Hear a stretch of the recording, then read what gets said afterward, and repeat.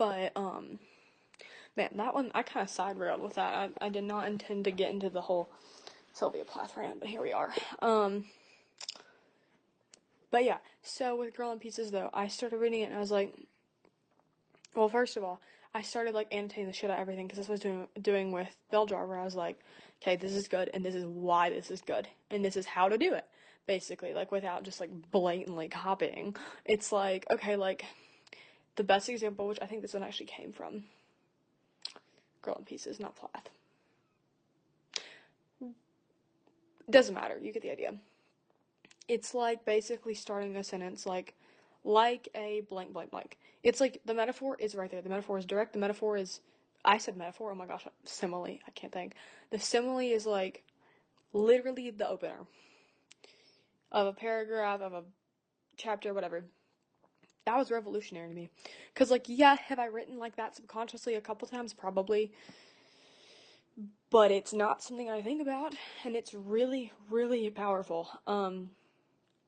The most recent one I thought of is Like a Rune, which I randomly discovered what a rune even was. That's a whole other thing. There's apparently, like, other decks aside from tarot and oracle, and rune's not even a deck. Rune is like a little hieroglyphic type of thing. It's like a cryptic, I don't know what you call it, code. Look up rune. It's really cool. Runes, doesn't matter. Like a Rune, comma, da da da da da. Haven't fully fleshed that one out yet, but it came to me. Or, what was the other one that I thought of? You get the idea. Stuff like that. Sentence structure, like wonky sentence structure, not just like, I know I've like made this comment to you several times, because like, again, I've just discovered this, like, and been able to put words to it, but like starting with an object. The lamp glimmered, da da da da da. Instead of, I watched the lamp glimmer, or I looked at the lamp and it glimmered, just the lamp, like starting with the thing. And yeah, just like being able to notice those things really do a lot for me. And also, like, I'll note like where page breaks are and all this stuff. And so like I started going through Girl in Pieces with that same mindset, while also trying to be immersed in the story, and like I got excited about it. Like, as soon as I kind of like switched my mindset of like, okay, first I'm gonna try to enjoy this, like, for what it is. But also, like, I'm making notes, I'm learning the things about this I like, so I can implement these devices in my own way. Because, like, there's really no, like, complete originality when it comes to, like, I'm not gonna say voice, but, like, style, maybe. Because there's all these different niches. There's, like, a stream of consciousness style, which is the one I'm most familiar with.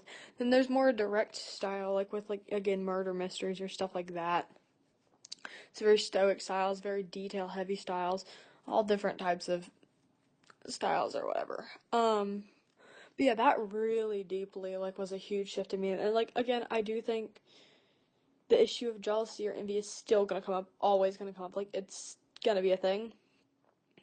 But I think I kind of have the groundwork laid to work around that more, and to really start using books as tools to elevate my own writing, which sounds like really kind of selfish when you put it that way, but I don't think it is. Like, I really think that's kind of what you're meant to do, especially as a young writer. It's like, because also a lot of these writers are a lot older than me. I also think I forget about that. I'm like, damn, like, I wrote some good shit when I was like a teenager. I'm only 20. Like, most people don't publish these books till they're like in their mid 30s or 40s. Like, if you look at the age of a lot of these authors, like, in all reality, like, I'm probably ahead of my, like, time, so to speak, and not trying to be, like, narcissistic, but, like, that, I don't think I think about that enough. Like, I don't think that fully resonates, because it's, like, to me, it's, like, it doesn't matter. I could be, like, 16, I was still, like, I have to be as good as, like, these professional authors. Like, it does not, like, it doesn't faze me in the way that it probably should. Like, it doesn't really click in my brain that, like, hey, like, this is actually really, like, really good. For, like, considering how long I've been doing this, which has really not been that long. But yeah, so I might do a podcast episode on that one day, and, like, I think it ties in with imposter syndrome. But Because, like, I feel like once you're a writer, there is kind of a sacrifice you have to make. And, like, to me, it's, like, the only books I can really even read now and truly say I enjoy is books of other authors I know. Or, like, authors I'm familiar with, like, really familiar with. Like, for example, This Darkness Mine, like, I talked to the author. Like, yeah, it's a published book and whatever, and, like, it's, like, she's a decently big author, but I know her. Like, I've messaged her. Or, like, the book Lost, like, I know that author as well. Your book, like, knowing authors, it almost allows a hint of what you feel when you read your own work, because it's like you know sort of who it's coming from, so it is still intimate. Intimate. Oh my lord, I cannot.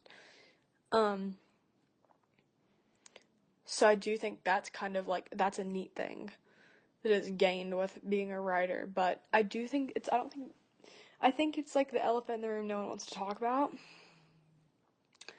with writers is the whole reader conversation, because it's like, it is a weird dichotomy and like sort of a thing of like, honestly, I think writers are jealous of readers, like, you know, online readers who read all these books, because it's like they know that, like, realistically, you can't do that as a writer, really. I mean, I guess you could, but it would be exhausting.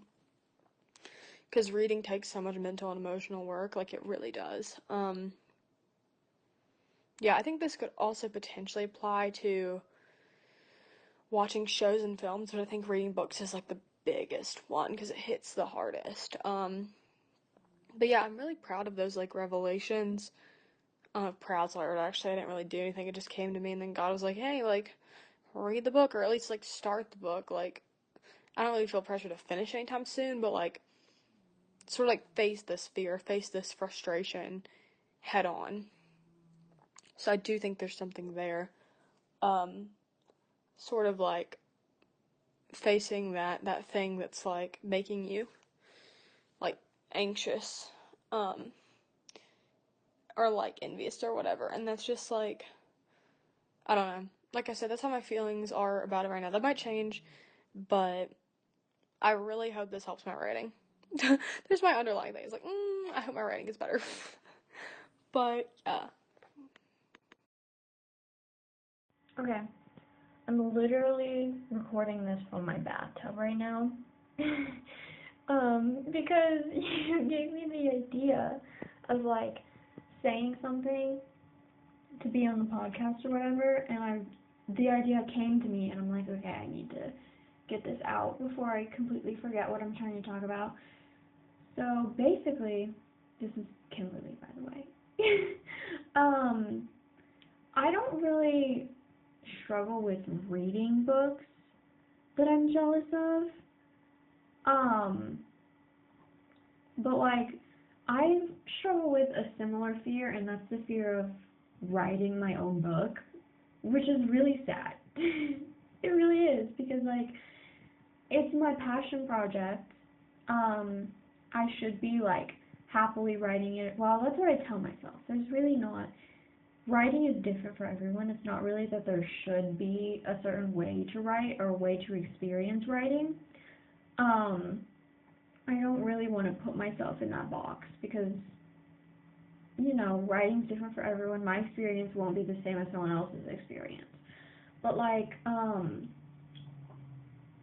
I literally get scared to open up the document that my book is on, because I don't know, like it's really scary. It's like, what if I write something I'm not proud of? What if I write something that other people won't be proud of? Like, what if it has all these flaws or whatever? And the thing is, it probably does have a lot of flaws. Actually, I know it has a lot of flaws, because you as in Amanda, literally are editing, like proofreading my book, and you're very good at it, by the way. You're super good at it, and you point out flaws that I wouldn't have even thought of. But, and that's great, and I'm so thankful for that. But there isn't, like, I fear having flaws, and it shouldn't be that way, because everybody has flaws, every writer has flaws, it's just part of life.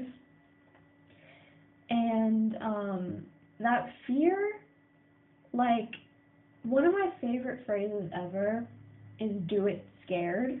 Like, you can be scared and still do the thing. And I think that's really important when it comes to writing. And I think that can apply to the reading thing as well, like the fear of reading books that you're jealous of. I think it can apply to that because, like, I think I just heard like footsteps and it freaked me out for a second. But you know, you can still do things that you're afraid of. You don't have to let fear hold you back from doing what's important to you. And I think reading is pretty important as a writer. I think it's one of the most important things you can do as a writer, honestly. And yeah, I think, and it doesn't just apply to fear either. It's like you can do it while you're sad. You can do it while you're tired. And that's not to say you shouldn't take breaks, because breaks are important. Breaks are productive too. You need breaks to put out the best version of your craft. But if it's keeping you consistently from doing what you love, at a certain point, you do have to just push through it. And that's scary, and I hate that. But that's my advice about it. And I hope that's helpful. And if it's not, that's totally okay too. Maybe somebody listening to this will find it helpful. And that's just my 2 cents on the matter.